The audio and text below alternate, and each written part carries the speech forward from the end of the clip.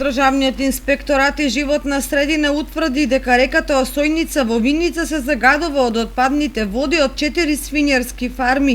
Надзорот се изврши со овластен инспектор од општината поради локалната надлежност за инспектирање на 3 од 4 фарми.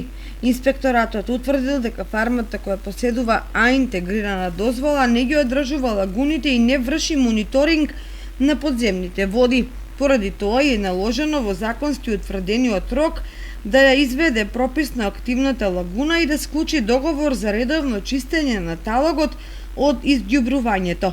Исто така фармата е задолжена да врши мониторинг на подземните води согласно врските кои произлегуваат од дозволата.